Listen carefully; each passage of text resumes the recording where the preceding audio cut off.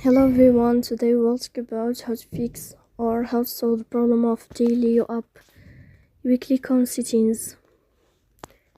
In this page we go to apps, default apps, app settings. On above we will search about Daylio app and we click here. After that we click on first stop and we click OK. Here you will enter to the window of storage.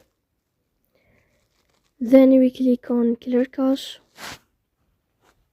But pay attention, don't click clear data because that can delete your account. In the end you can turn off your phone and you can wait a moment to restart your phone again to fix that problem. So please don't forget to support us by like and subscribe. See you next time.